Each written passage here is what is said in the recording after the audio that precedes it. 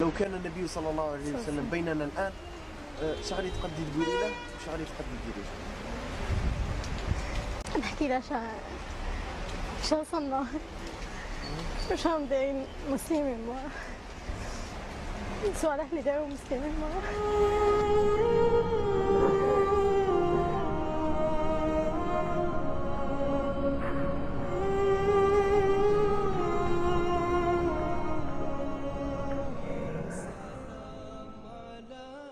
بسم الله الرحمن الرحيم. السلام عليكم ورحمة الله تعالى وبركاته. الحمد لله الموجود أزلا وأبدا بلا مكان،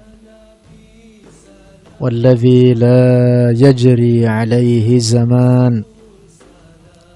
الصلاة والسلام على سيدنا محمد بن عبد الله سيد ولد عدنان، وعلى آله وصحبه الطيبين الطاهرين.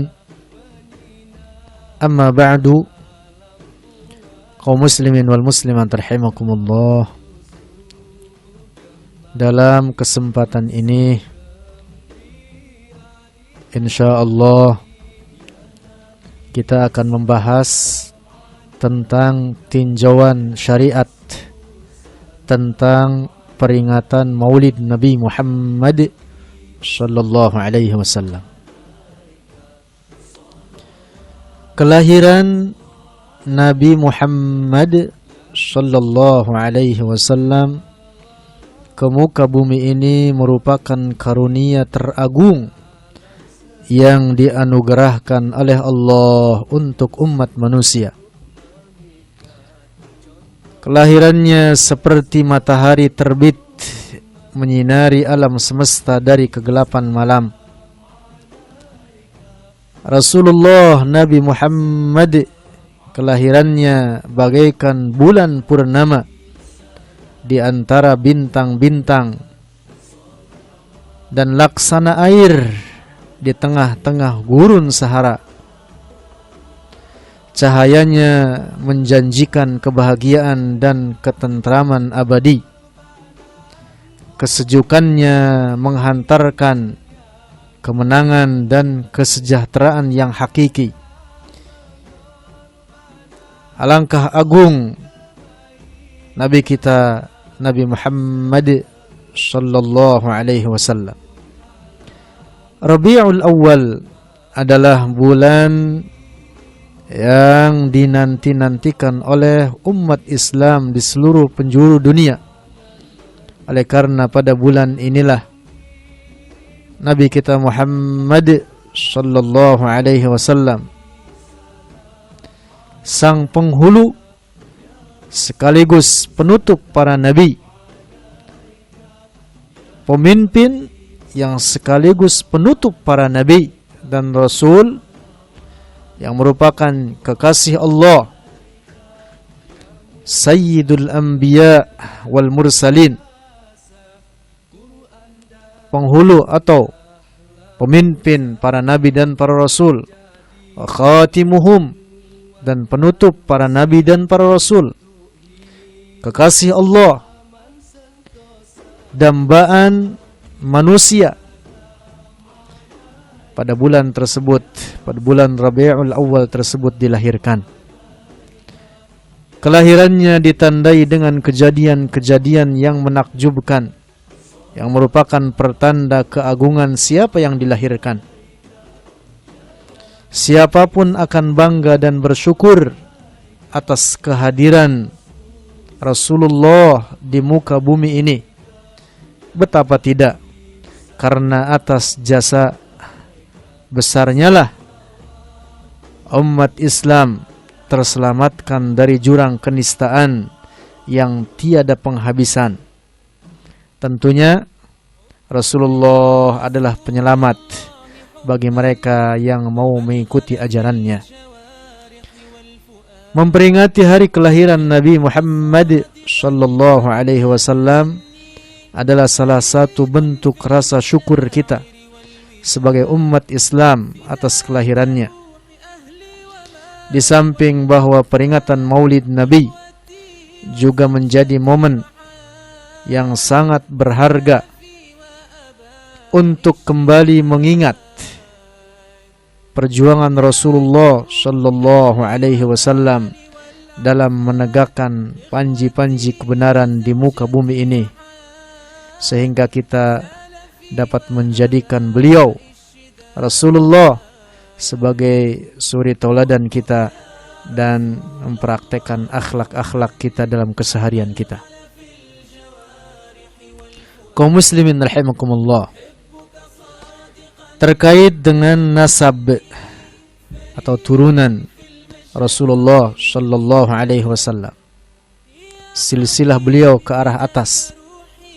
Beliau adalah Muhammad ibn Abdullah ibn Abdul Muttalib ibn Hashim ibn Abdi Manaf ibn Qusay ibn Kilab ibn Murrah ibn Ka'ab ibn Lu'ay ibn Ghalib ibn Fihr ibn Malik ibn Nadir ibn Kinanah ibn Khuzaimah ibn Mudrikah ibn Ilyas ibn Mudar ibn Nizar ibn Ma'ad ibn Adnan. Kemudian nasab beliau dari Adnan hingga Nabi Ibrahim. Terdapat beberapa perbedaan pendapat di kalangan para ulama ahli nasab. Kemudian ibundanya Rasulullah sallallahu alaihi wasallam adalah Aminah bint Wahab ibn Abdi Manaf ibn Zuhrah ibn Kilab ibn Murrah. Kaum muslimin rahimakumullah, pada hari kelahiran Rasulullah sallallahu alaihi wasallam terjadi beberapa peristiwa yang ajaib yang merupakan tanda-tanda kebesaran Rasulullah, tanda-tanda kebesaran siapa yang dilahirkan saat itu. Di antara peristiwa di saat tersebut adalah bahwa api yang menjadi sesembahan orang-orang Majusi padam. Padahal api tersebut tidak pernah padam sebelumnya selama 1000 tahun. Namun di saat lahirnya Rasulullah, maka saat itu pula api tersebut menjadi padam. Di hari tersebut Danau Sawah, ada danau yang bernama Danau Sawah, juga mengering. Di hari tersebut singgasana Raja Persia goncang dan 15 balkon berguguran daripada singgasana tersebut. Suatu hari ketika melewati sebuah gunung di Mekah,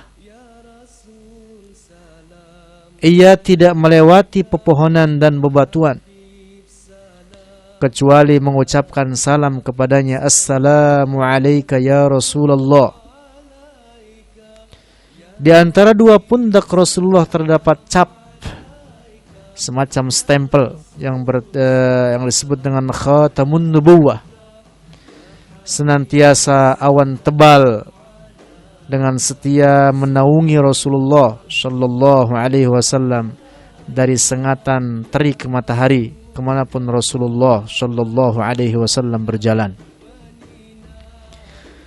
Lalu di antara sifat-sifat Nabi kita, Nabi Muhammad sallallahu alaihi wasallam, diriwayatkan bahwa beliau berperawakan sedang, tidak terlalu tinggi dan tidak terlalu pendek.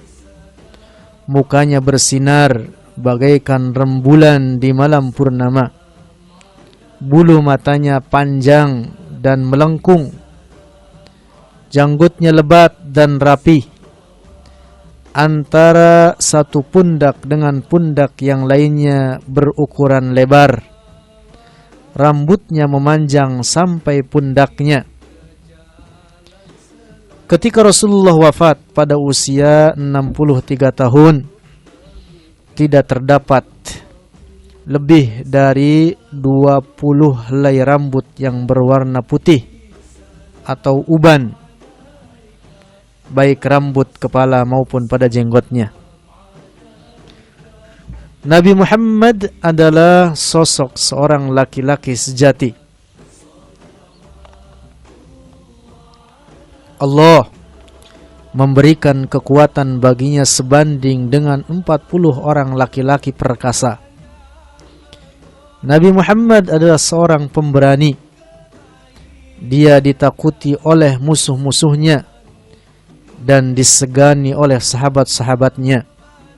Namun demikian, Rasulullah adalah seorang yang sangat rendah hati, seorang yang bersikap tawadhu, seorang yang sangat sabar.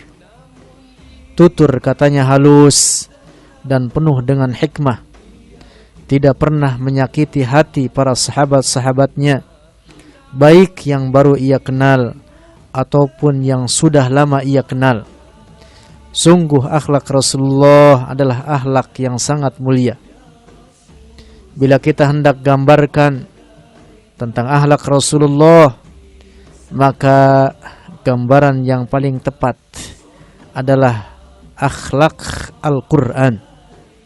Itulah Rasulullah sebagaimana digambarkan demikian oleh As-Sayyidah Aisyah radhiyallahu anha berkata, kana khuluquhul Quran, adalah bahwa akhlaknya Rasulullah sallallahu alaihi wasallam akhlak Al-Quran. Yakni setiap akhlak baik yang disebutkan di dalam Al-Quran itu ada pada diri Rasulullah sallallahu alaihi wasallam. Kaum muslimin rahimakumullah, dalam pembacaan beberapa kisah Maulid Nabi, patut kita memperhatikan materi yang dibaca. Oleh karena belakangan ini ada banyak beberapa kitab tentang Maulid Nabi yang beredar di sebagian masyarakat kita, yang materi terkandung di dalamnya beberapa yang menyimpang atau menyalahi perjalanan hidup Rasulullah itu sendiri. Di antaranya kitab yang berjudul Maulidul Arus. Kitab Maulid ini dinisbatkan kepada Al-Imam atau disandarkan. Menurut satu pendapat disebutkan bahwa itu adalah karya daripada Al-Imam Ibnul Jauzi. Padahal penyandaran buku tersebut kepada Imam Ibnul Jauzi adalah penyandaran yang tidak benar. Di dalam kitab Maulidul Arus ada beberapa hadis palsu, bahkan kebohongan-kebohongan atas Rasulullah sallallahu alaihi wasallam, dan bahkan juga di dalamnya ada sikap atau penyebutan ghulu, terlalu berlebih-lebihan, yang karena sifat atau penyebutan yang demikian itu adalah suatu yang dilarang oleh ajaran agama Islam itu sendiri. Karena itu kita hendaklah berhati-hati saat kita membacakan materi maulid di dalam peringatan maulid yang kita selenggarakan. Kaum muslimin rahimakumullah, peringatan maulid Nabi Muhammad sallallahu alaihi wasallam dengan membaca sebagian ayat-ayat Al-Quran, artinya yang di dalam teknisnya, dalam penyelenggaraan acaranya dibacakan sebagian ayat-ayat Al-Quran, lalu juga disebutkan sebagian sifat-sifat Rasulullah, artinya diperdengarkan tentang sirah nabawiyah, perjalanan hidup Rasulullah dan akhlak-akhlaknya yang mulia. Praktek peringatan maulid semacam ini adalah perkara yang penuh berkah, adalah perkara yang penuh dengan kebaikan yang agung. Tentu dalam praktek peringatan Maulid, upayakan kita menghindari perkara-perkara yang tercela. Perkara-perkara yang di dalam syariat itu justru sebagai perkara yang wajib dihindari. Jangan sampai saat peringatan Maulid kita melakukan pekerjaan-pekerjaan yang diharamkan di dalam syariat. Oleh karena apabila pada teknisnya saat memperingati Maulid Nabi kita melakukan perkara-perkara yang diharamkan secara syariat, maka itu adalah perkara-perkara yang akan menghasilkan dosa, bukan menghasilkan pahala. Kaum muslimin rahimakumullah, pada dasarnya di dalam agama Islam ini menghalalkan suatu perkara atau mengharamkan suatu perkara daripada perkara-perkara yang tidak ada nasnya di dalam Al-Quran dan hadis-hadis Rasulullah adalah tugas para imam mujtahid. Karena ijtihad itu dalam syariat kita adalah mengeluarkan intisari hukum daripada perkara-perkara yang tidak ada nasnya, tidak tertulis secara tekstual di dalam Al-Quran dan di dalam hadis-hadis Rasulullah. Tugas untuk mengambil intisari semacam ini adalah tugas para imam mujtahid, seperti Al-Imam Malik, Al-Imam Syafi'i, Al-Imam Abu Hanifah, Al-Imam Ahmad ibn Hanbal, serta para ulama, para imam mujtahid lainnya. Tidak setiap orang yang telah menulis sebuah buku, walaupun besar, tebal sekalipun buku tersebut, lalu kemudian dia merasa berhak untuk mengikuti, melaksanakan atau mengambil tugas para imam mujtahid sekelas Al-Imam Malik, Imam Abu Hanifah itu tadi.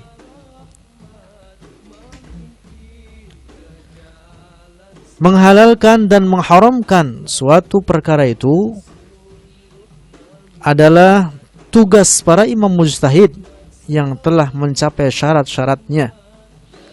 Tidak setiap orang berhak memiliki kompetensi untuk menghalalkan atau mengharamkan suatu perkara. Bagi kita orang-orang yang tidak sampai kepada derajat mujtahid, maka tidak lain kita wajib mengikuti para imam mujtahid tersebut. Para imam mujtahid dari kalangan ulama salaf maupun dari kalangan ulama khalaf yang telah dipercaya dari segi keilmuan sebagai orang-orang yang mumpuni, telah mencapai derajat-derajat yang telah mencapai derajat dan telah memenuhi syarat-syarat seorang mujtahid. Maka barang siapa yang mengharamkan menyebut nama Allah, berzikir, menelaah sifat-sifat Rasulullah, mempelajari akhlak-akhlak Rasulullah, yang itu adalah praktek peringatan Maulid Nabi yang kita lakukan, maka orang semacam ini telah melakukan tasyri', sama saja dia telah membuat syariat. Na'udzubillah summa na'udzubillah. Ia tidak melihat siapa dirinya. Orang semacam ini adalah orang yang telah melakukan dosa besar. Seorang yang mengatakan bahwa Maulid Nabi adalah perkara yang haram, yang padahal dia tahu bahwa di dalam Maulid Nabi adalah dibacakan ayat-ayat Al-Quran, yang bahwa di dalam peringatan Maulid Nabi diperdengarkan tentang sirah nabawiyah, bahwa dalam peringatan semacam itu di dalamnya unsur-unsur kebaikan. Tapi kemudian kalau ada orang mengatakan itu adalah perkara yang haram, ini orang telah berbuat semena-mena. Sama saja dia telah membuat syariat, membuat sesuatu hukum yang itu bukan tugasnya. Nauzubillah summa nauzubillah. Kita katakan kepada dia, apakah Anda juga akan mengharamkan mihrab-mihrab tempat imam yang hal tersebut tidak pernah ada dahulu di zaman Rasulullah? Apakah Anda juga akan mengharamkan pembukuan Al-Quran yang dijadikan dalam satu mushaf, serta pemberian titik-titik atau tanda-tanda harokat di dalam Al-Quran yang itu dahulu di zaman Rasulullah tidak pernah dilakukan?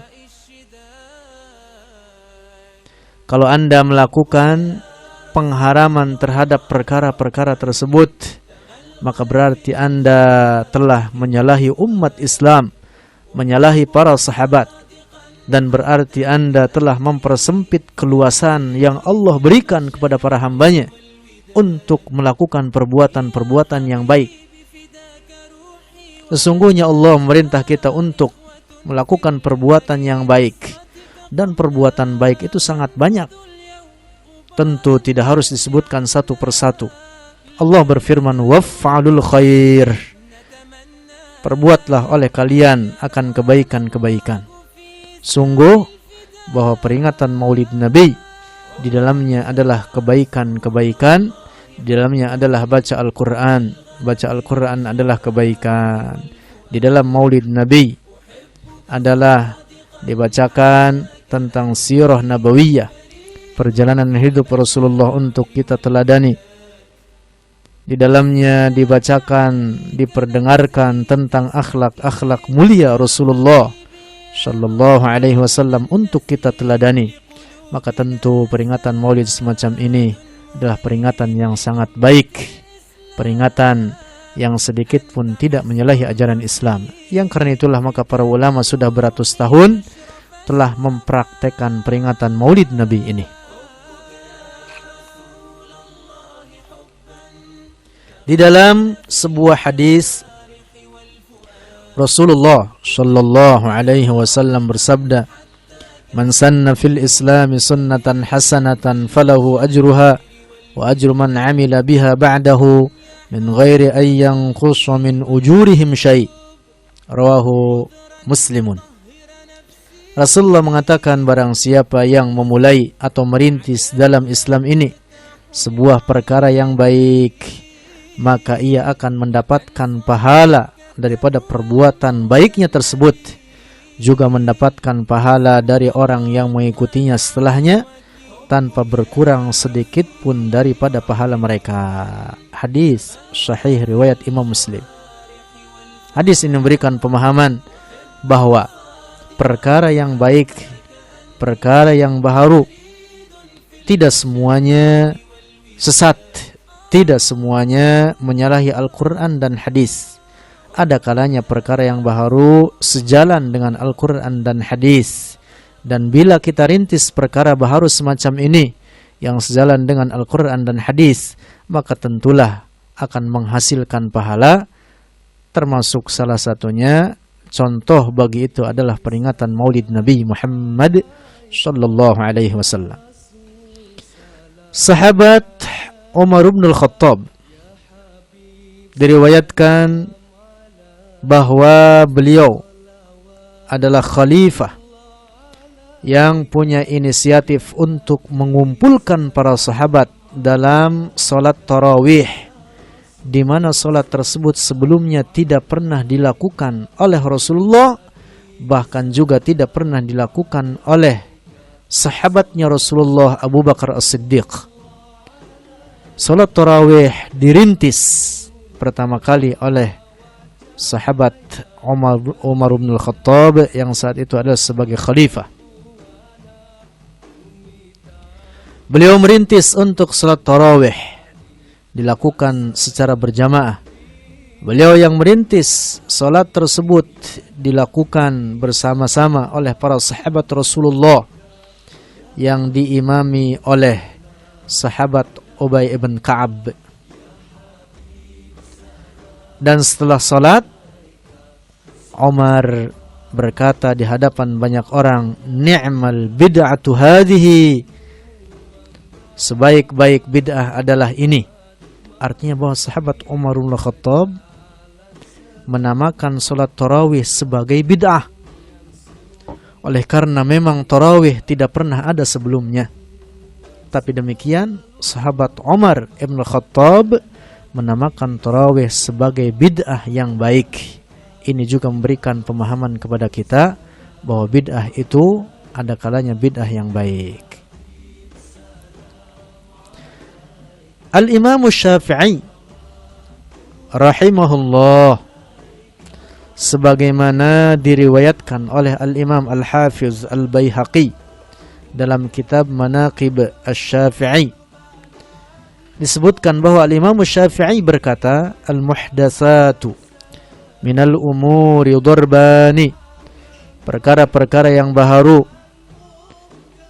terbagi kepada dua bagian. Ahaduhuma, salah satu dari keduanya, ma uhditsa mimma yukhalifu kitaban aw sunnatan aw asaran aw ijma'an. Yang pertama, kata Imam Syafi'i, adalah perkara baharu yang bertentangan dengan Al-Quran, menyalahi sunnah, menyalahi asar para sahabat dan ijma'. Maka inilah yang dimaksud dengan bid'ah dhalalah. Al-Imam Syafi'i berkata, "Fahadhil bid'atu dhalalah." Maka inilah yang dimaksud dengan bid'ah yang sesat. Wasaniyatu, dan yang kedua, ma uhdisa minal khairi, adalah perkara yang baharu daripada kebaikan, la khilafa fihi, yang tidak menyalahi, la khilafa fihi liwahidin min hadza, yang tidak menyalahi di dalam perbuatan baharu tersebut bagi salah satu dari perkara tersebut di atas. Artinya, tidak menyalahi Al-Quran, tidak menyalahi hadis, asar maupun ijma'. Al-Imam Syafi'i berkata, "Wa hadhihi muhdatsatun ghairu mazmumah." Maka ini adalah perkara baharu yang tidak tercela. Diriwayatkan oleh Al-Imam Al-Hafiz Al-Baihaqi dalam kitab Manaqib Syafi'i. Dari sini kita faham bahwa imam mujtahid sekelas Imam Asy-Syafi'i, yang bahkan merupakan imam madhab kita, menetapkan bahwa bid'ah terbagi kepada dua bagian, yaitu bid'ah yang sesat dan bid'ah yang baik. Yang sesat adalah perkara baharu yang menyalahi Al-Quran, hadis, asar dan ijma'. Sementara yang baik adalah perkara baharu yang sejalan, tidak menyalahi Al-Quran, tidak menyalahi hadis, tidak menyalahi asar dan ijma'. Karena itulah maka Al-Imam Al-Hafiz Ibn Hajar Al-Asqalani, yang wafat tahun 852 Hijriah, mengatakan, mengadakan peringatan Maulid Nabi adalah bid'ah hasanah. Catatan penting, yang mengatakan adalah Al-Imam Al-Hafiz Ibn Hajar Al-Asqalani, seorang ulama hadis terkemuka yang membuat syarah Sahih Al-Bukhari. Beliau mengatakan bahwa Maulid Nabi adalah bid'ah hasanah. Demikian pula dinyatakan peringatan Maulid Nabi sebagai bid'ah hasanah oleh para ulama lainnya. Ada banyak para ulama kita menetapkan demikian. Seperti Al-Imam Al-Hafiz Ibnu Dihyah yang hidup pada abad 7 Hijriyah. Al-Imam Al-Hafiz Al-Iraqi yang wafat tahun 806 Hijriyah. Artinya beberapa ulama yang akan kita sebutkan ini itu mereka mengatakan baik terhadap peringatan Maulid Nabi yang sudah sekian ratus hingga sekarang ini, sudah sekian ratus tahun hingga sekarang ini. Termasuk di antara mereka adalah Al-Imam Al-Hafiz As-Suyuti yang wafat tahun 911 Hijriyah. Kita sekarang hidup di tahun 1437 Hijriyah. Artinya sudah sekian ratus tahun yang lampau dinyatakan oleh para ulama kita bahwa Maulid, peringatan Maulid Nabi adalah perkara yang baik. Termasuk juga dinyatakan baik sebagai bid'ah hasanah oleh Al-Imam Al-Hafidh As-Sakhawi yang wafat tahun 902 Hijriyah. Juga oleh Al-Syaikh Ibn Hajar Al-Haytami yang wafat tahun 974 Hijriyah. Juga dinyatakan oleh Al-Imam An-Nawawi, Yahya Ibn Sharaf An-Nawawi, seorang ulama besar terkemuka yang menulis Al-Adhkar, yang menulis Riyadhus Salihin, beliau yang menulis Syarah Sahih Muslim, Al-Minhaj Bisyarhi Sahih Muslim Ibn Hajjaj, yang wafat tahun 676 Hijriyah, juga mengatakan Maulid Nabi adalah perkara yang baik. Termasuk juga dinyatakan oleh Al-Imam Al-Izz Ibn Abdis Salam, wafat tahun 660 Hijriyah. Juga dinyatakan oleh Syekh Muhammad Bakhit Al-Muti'i, Mufti Mesir di masa lampau,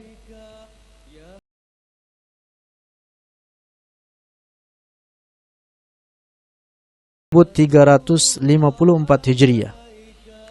Termasuk juga oleh Mufti Beirut dahulu yang bernama Syekh Mustafa Naja yang wafat tahun 1351 Hijriyah, dan berbagai para ulama lainnya. Tidak ada satupun dari mereka yang mengatakan Maulid adalah bid'ah muharramah, bid'ah yang diharamkan. Tidak ada satupun dari para ulama kita mengatakan bahwa Maulid adalah amalun syirki, perbuatan syirik, perbuatan yang berlebih-lebihan. Tidak ada satupun para ulama mengatakan demikian. Betul bahwa Maulid adalah perkara yang baharu, tidak pernah dilaksanakan di zaman Rasulullah juga para sahabatnya. Namun demikian bukan berarti kemudian itu adalah perkara yang haram. Oleh karena di dalam peringatan Maulid Nabi itu sendiri yang dilakukan adalah perkara-perkara yang baik secara syariat seperti yang kita jelaskan tadi. Sesungguhnya di dalam Maulid dibacakan Al-Quran, dibacakan salawat atas Rasulullah, diperdengarkan kepada kita tentang kepribadian Rasulullah, akhlak-akhlak mulia Rasulullah Sallallahu Alaihi Wasallam. Karena itu maka Maulid adalah perkara yang sangat baik, sangat dianjurkan. Salah satu sarana untuk menanamkan kecintaan kita kepada Rasulullah Sallallahu Alaihi Wasallam. Inilah materi yang hendak saya sampaikan pada kesempatan ini. Mudah-mudahan dapat memberikan manfaat. Hadanallah wa iyyakum ajma'in. Wassalamualaikum warahmatullahi taala wabarakatuh.